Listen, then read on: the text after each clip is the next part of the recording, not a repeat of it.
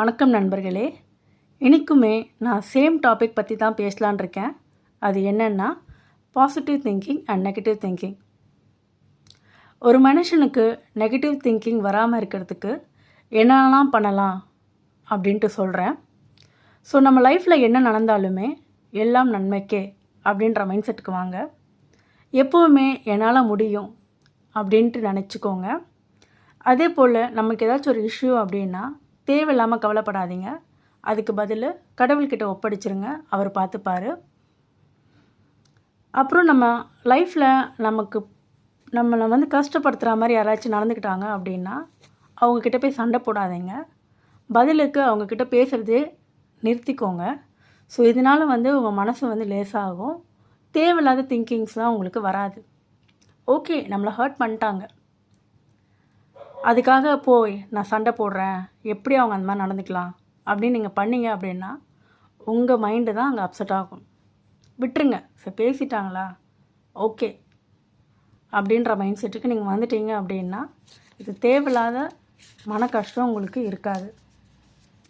அதே மாதிரி உங்களால் முடிஞ்ச ஹெல்ப் வெளியில் இருக்கவங்களுக்கு பண்ணுங்கள். சின்ன சின்ன ஹெல்ப் பண்ணுங்கள். அது உங்களுக்கு மைண்டு கொஞ்சம் ஃப்ரீயாக இருக்கும். அதே போல்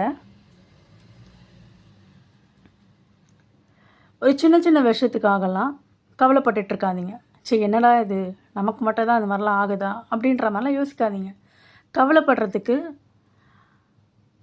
அங்கே கவலைப்படுறதுக்கு அங்கே அவசியமே இருக்காது. ஆனால் அந்த மாதிரி விஷயத்துக்கெலாம் நம்ம தேவையில்லாமல் கவலைப்பட்டுட்ருப்போம். இதெல்லாமே கூட நம்ம மைண்டு அப்செட்டாக தான் ஆகும். ஸோ என்ன நடந்தாலுமே சரி, காலப்போக்கில் நம்மளுக்கு அதுக்கு ஒரு சொல்யூஷன் கிடைக்கும்.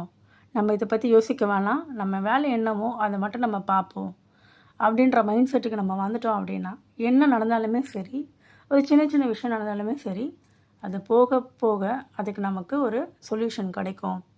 இப்போதைக்கு நம்ம அதை பற்றி யோசிக்க வேணாம், தேவையில்லாமல் அதுக்காக நம்ம கவலைப்பட வேணாம் அப்படின்ற மைண்ட் செட்டுக்கு நம்ம வந்துட்டோம் அப்படின்னா நம்ம மைண்டு நம்மளுக்கு பீஸ்ஃபுல்லாகிடும். அதுக்கப்புறமா டெய்லியுமே நம்ம தியானம் ஒன்று பண்ணலாம். அது எதுக்காக அப்படின்னா நம்ம மனசை ஒருமைப்படுத்துறதுக்கோசரம்.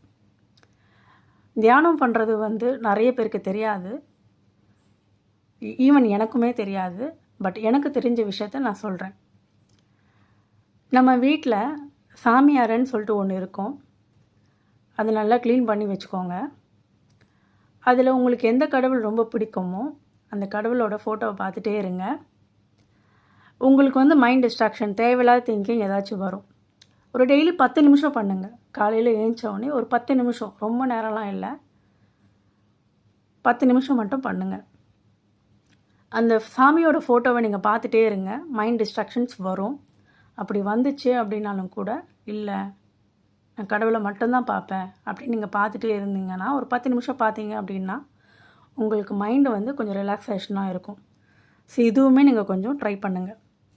அப்புறமா வீக்லி ஒன்ஸ் கோவிலுக்கெலாம் போயிட்டு வாங்க. ஸோ அதுவுமே நம்மளுக்கு ஒரு பாசிட்டிவ் திங்கிங்கை நம்மளுக்கு கொடுக்கும். ஸோ இது எல்லாமே கொஞ்சம் கொஞ்சமாக நீங்கள் ட்ரை பண்ணிங்க அப்படின்னா நீங்கள் ஆசைப்படுற விஷயங்கள் உங்களுக்கு ஆட்டோமேட்டிக்காக கிடைக்கும். ஏன்னா நம்மக்கிட்டே இருக்க ஒரு சில நெகட்டிவிட்டிஸை நம்ம தள்ளி விட்டோம் அப்படின்னா பாசிட்டிவிட்டிஸ் நம்மளுக்கு ஆட்டோமேட்டிக்காக நம்மளுக்கு சேரும். அப்படி சேரும்போது நம்ம என்ன லைஃப்பில் ஆசைப்படுறோமோ எல்லாருக்குமே ஒரு கோல் இருக்கும். ஏதாச்சும் ஒரு அச்சீவ் பண்ணணும் அப்படின்றது கண்டிப்பாக இருக்கும். அது ஆட்டோமேட்டிக்காகவே உங்களுக்கு கிடைக்கும். உள்ளுக்குள்ளே புதைஞ்சிருக்கும் தெரியுங்களா, நெகட்டிவிட்டிஸ் தான் ஃபுல்லாகவே உங்களை சூழ்ந்துருக்கும். இது எல்லாமே உங்களை விட்டு போயிடுச்சு அப்படின்னா புதைஞ்சி இருக்கிறவங்களோட கோல்ஸ் எல்லாமே மேலே வரும். அப்போ நீங்கள் ஆட்டோமேட்டிக்காக எந்த ஒரு கொஞ்சம் முயற்சி பண்ணாலுமே உங்களுக்கு நீங்கள் ஆசைப்படுற விஷயங்கள் எல்லாமே உங்களுக்கு கிடைக்கும். ட்ரை பண்ணி தான் பாருங்கள் ஃப்ரெண்ட்ஸ். மீண்டும் நாளை பார்ப்போம். நன்றி, வணக்கம்.